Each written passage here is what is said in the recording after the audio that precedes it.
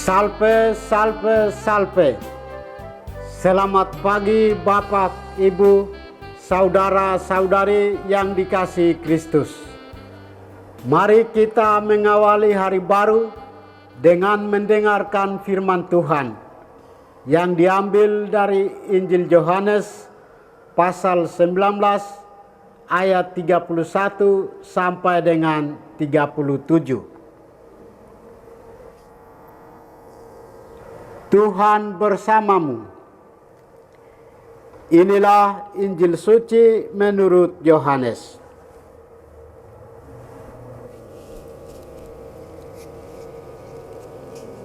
Hari itu hari persiapan, dan supaya hari Sabat, mayat-mayat itu tidak tinggal tergantung pada kayu salib, sebab Sabat itu hari yang besar. Maka datanglah para pemuka Yahudi kepada Pilatus dan meminta kepadanya supaya kaki orang-orang itu dipatahkan dan jenazah-jenazahnya diturunkan.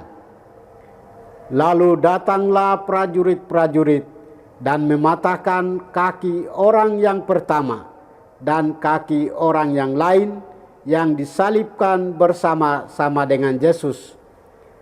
Tetapi ketika mereka sampai kepada Yesus dan melihat bahwa ia telah mati, mereka tidak mematahkan kakinya.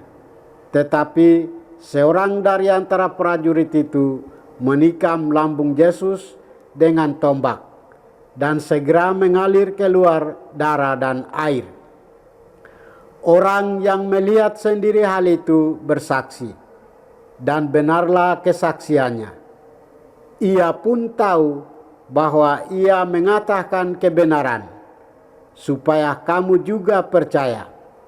Sebab hal itu terjadi, supaya digenapi yang ada tertulis dalam kitab suci. Tidak ada tulangnya yang akan dipatahkan. Ada pula nas lain yang mengatakan, mereka akan memandang dia yang telah mereka tikam. Demikianlah sabda Tuhan. Bapak, Ibu, saudara-saudari yang dikasihi Kristus, tema kita hari ini adalah hati yang tertusuk. Hari ini gereja memberi penghormatan kepada hati Yesus yang Maha Kudus. Kita memberikan penghormatan kepada hati Yesus yang Maha Kudus yang terluka karena tertusuk tombak akibat dosa-dosa kita. Hatinya tertusuk tombak, dan dari situlah mengalir rahmat kehidupan agar kita tetap hidup dan selamat. Penghormatan terhadap hati kudus Yesus dimaksudkan sebagai sili untuk dosa-dosa ketidaktaatan kita kepada Bapa, dosa karena hati yang membatu dan tidak mau mendengarkan suara Tuhan. Dari dalam hatinya yang tertusuk tombak, ia juga menarik semua orang untuk datang kepadanya. Marilah kepadaku semua yang letih lesu dan berbeban berat. Aku akan memberi kelegaan kepadamu. Pikulah gandar yang kupasang dan belajarlah kepadaku, karena aku lemah lembut dan rendah hati, dan jiwamu akan mendapat ketenangan. Injil hari ini menunjukkan bahwa lambung Yesus yang ditikam dengan tombak oleh serdadu Romawi menggambarkan betapa lebar dan panjang, betapa tinggi dan dalam kasih yang total kepada kita manusia.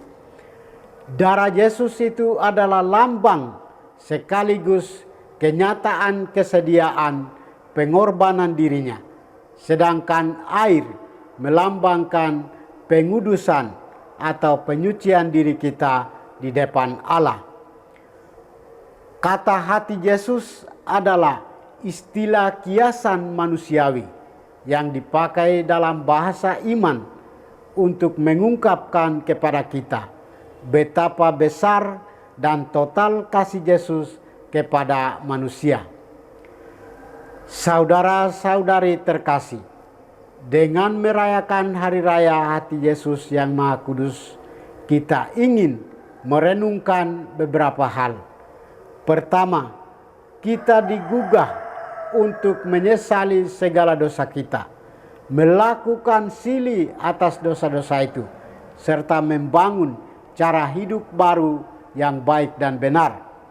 Hati yang baru adalah hati yang melahirkan sikap hidup baru, yang baik, jujur, adil, dan benar, sesuai kehendak Tuhan, serta terpuji di mata manusia. Kedua, kita berjuang untuk memiliki hati seperti Yesus.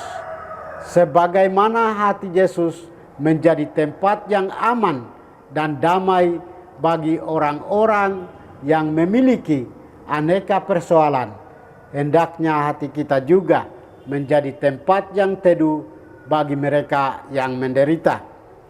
Hati yang memberi keteduhan bagi orang lain adalah hati yang mau menampung keluh kesah mereka, mengerti dan menerima mereka apa adanya, menjadi sahabat dan bukan hakim.